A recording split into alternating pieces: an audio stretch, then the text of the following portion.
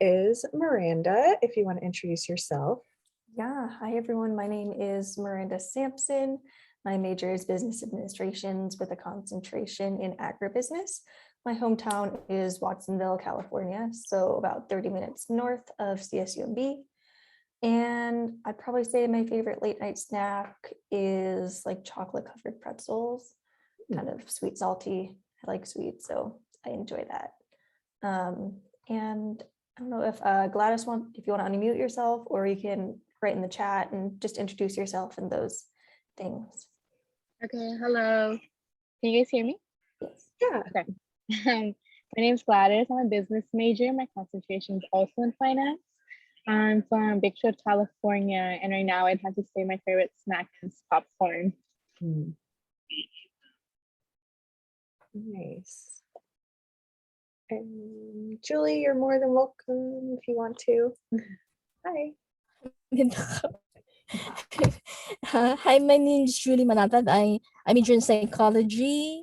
I'm a senior, and I'm interested to more about this time management. Nice. Definitely. Great to meet you both. Okay, we can go to the next slide, please. So a little background on what time management means. So the definition is the ability to structure, defend, and optimize your time so that your schedule becomes a reflection of your values, beliefs, and philosophy. Also to solely focusing on productivity versus thinking about well-being. Next slide, please. And how to get started. So some things to think about when thinking of time management is, what do you want to prioritize? Take inventory of what you actually do. Be honest with yourself as well on it. Take in account your need for breaks and how long it takes to do all those things. We're going to go a little more in depth in that too throughout this. And things to consider. So the type of agendas there's like physical planners, Google Calendar, bullet journal, and whiteboards. If anyone wants to unmute themselves or type in the chat and say what kind of agendas you like or prefer, we're also going to talk more into them in a little bit too.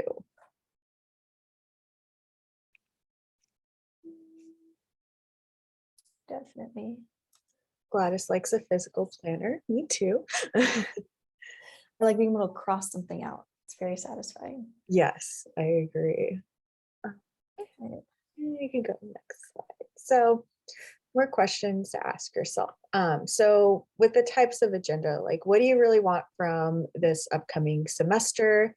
Where do you spend too much time or maybe not enough time? Where are you most productive? What are some barriers in your life? And am I building in time to take care of myself? It is so important to schedule your own like self-care time or to take breaks. Like if you have a full schedule, like it's not healthy to work 5 hours straight without a break. So factor in like, when can you, whether it's like go for a walk for 15 minutes or even just like go on your phone and ignore responsibilities for a little bit, like it's healthy to do that. Next slide, please. So the first planner we'll talk about is a Google Calendar. This is one of my personal favorites. I find it the most helpful. So you can input your classes. So the classes you're currently taking. You can also put in Canvas deadlines. You can use the task function, which is very helpful. And you can also set reminders on Google Calendar. So like before this meeting, I got a 10-minute little ding from my phone reminding me about it, which is very helpful. Next slide, please. And these are examples. So the top left one is one of our old peer mentors, Stephanie's Google Calendar. As you can see, it's pretty jam-packed, but she likes to include everything in there. So sometimes it might be events she can attend or can't. There's also like, if you could see like the yellow is more of like holidays. So she knows like, okay, there's not going to be school on Veterans Day. The bottom one is my calendar for the week. I really like Google Calendar just to mark the times I have to be somewhere, whether that's virtually or physically. So then I can that's why I like those reminders too, because I'll be like, oh, I have 10 minutes to hop on Zoom. And you can also share your Google Calendar. So you can see like we have a transfer calendar that will show all the events. There's like reminders and tasks, which are helpful.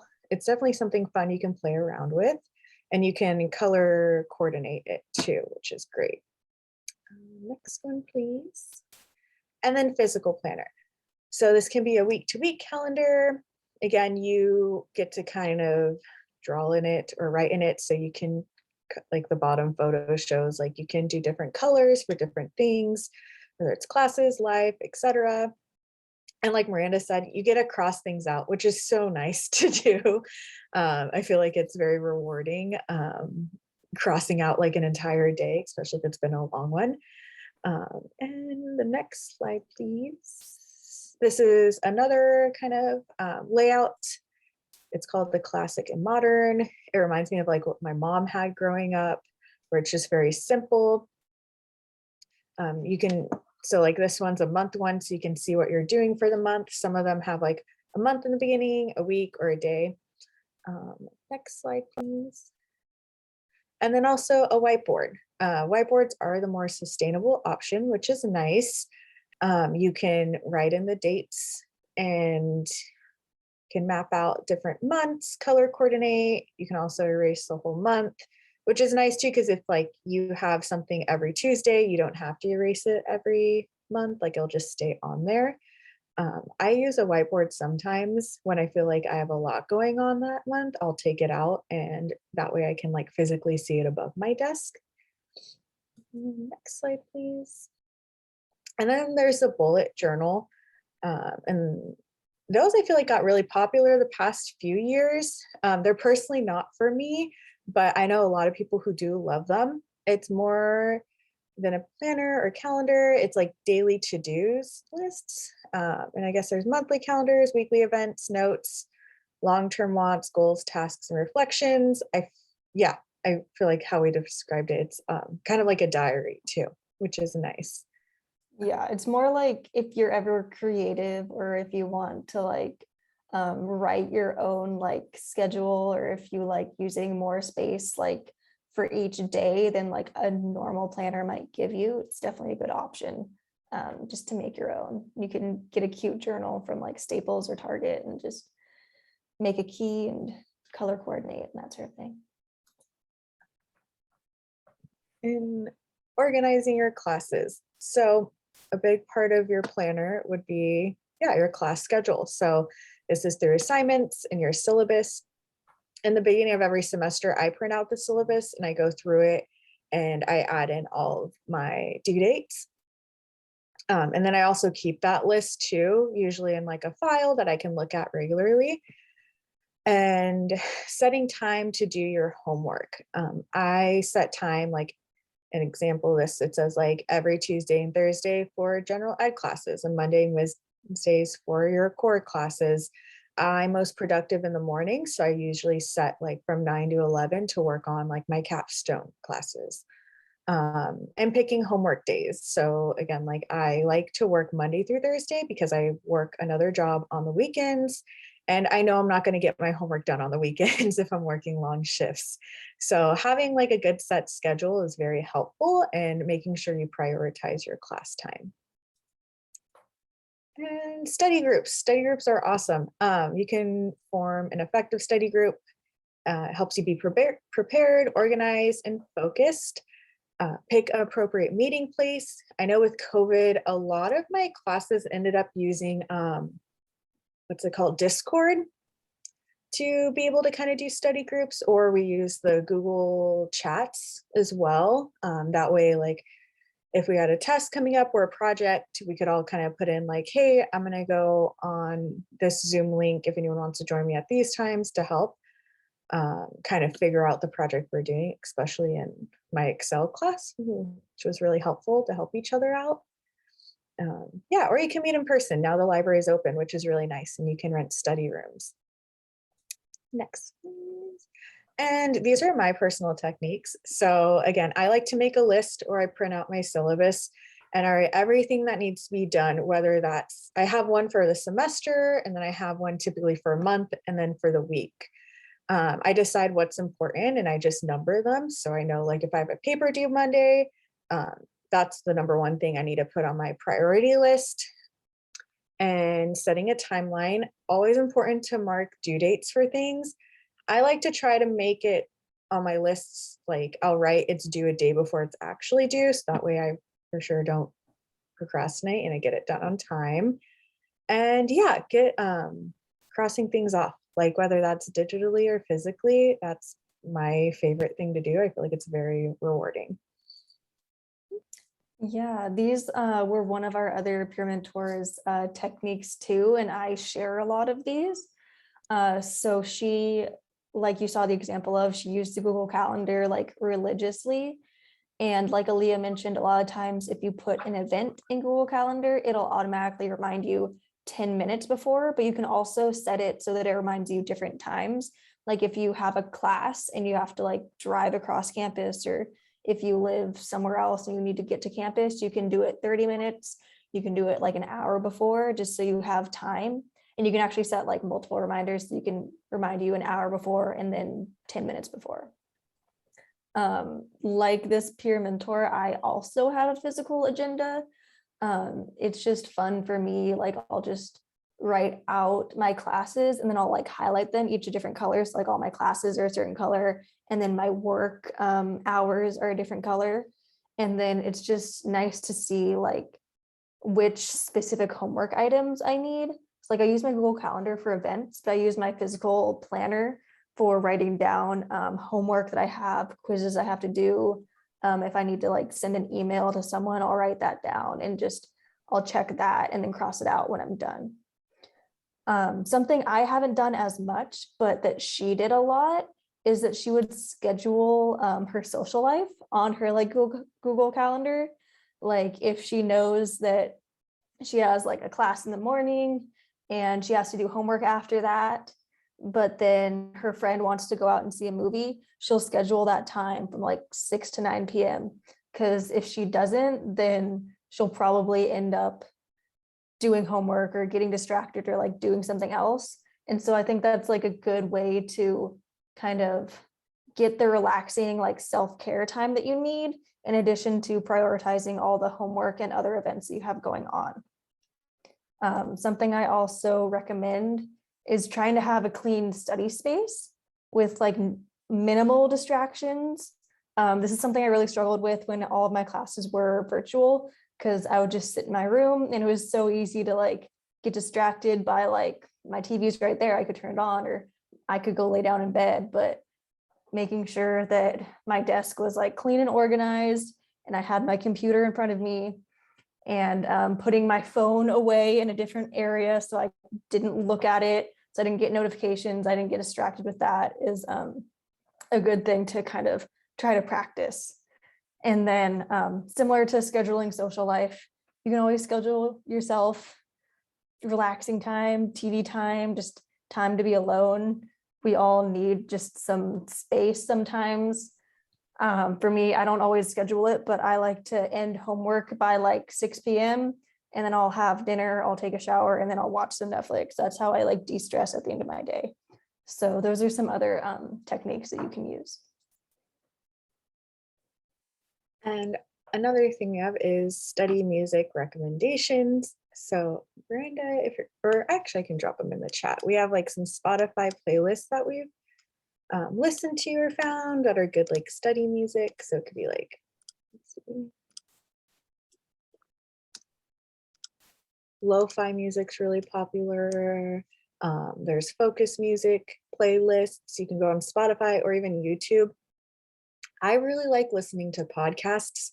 I feel like having someone talk to me helps me be productive. If it's not like an assignment I have to like focus on too much.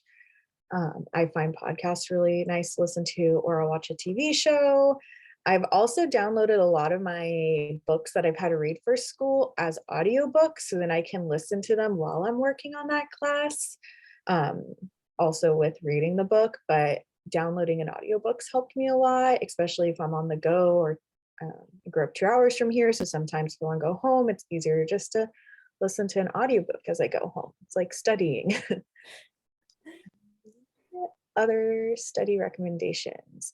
So feel free to unmute yourself or put in the chat, but what are your study techniques personally?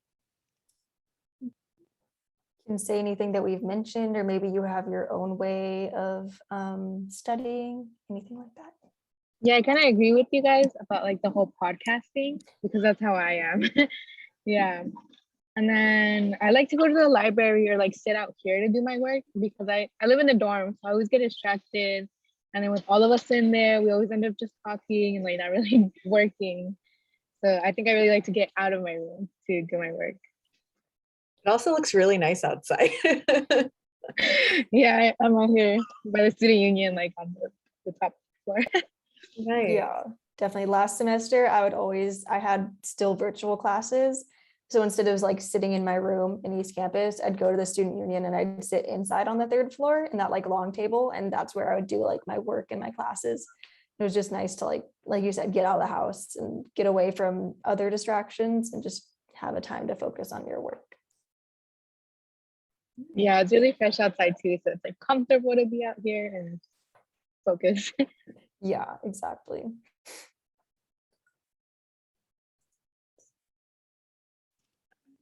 Listen to white noise light apps. Listens to nature sounds. That sounds relaxing. I might add that to my list. That does sound nice.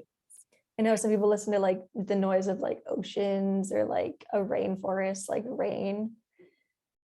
That can definitely be relaxing. And it's like if I get distracted pretty easily, like I'm not the kind of person that can like watch a TV show while I'm trying to do work because I'll get distracted by the TV show. But having like just a little bit of white noise, like you said, background would be kind of helpful to me because I do like having something, but like it's not overly distracting. Yeah, I know. I don't know. I just not I don't like chaos, but like I like a lot going on, like helps me focus.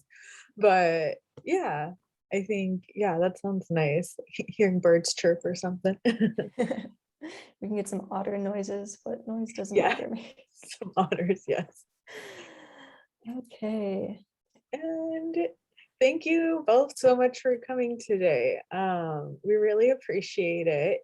And we do have some fun upcoming events as well. We have trivia night and a paint night. I do not have the dates on Miranda. Do you know the dates? Yeah, so trivia night is on the 14th. I know it says trivia night, but it's actually 12 to 1 p.m. And then paint night, I believe, is the 23rd, also not a night. It is 12 to 1 p.m. on a Wednesday. I know this presentation was sort of short, but I think it'll help you get like a jump start on a lot of things. And we have recorded the presentation, so we'll post that on our YouTube channel later. So that if you want to review any of the techniques that we went over, we kind of went over just like a lot of scheduling your time. And I think that's something that's important to keeping you on track. But if you have any questions about additional strategies for time management, you can ask us now, or you can always email the transfer center and we can work on you with that one-on-one.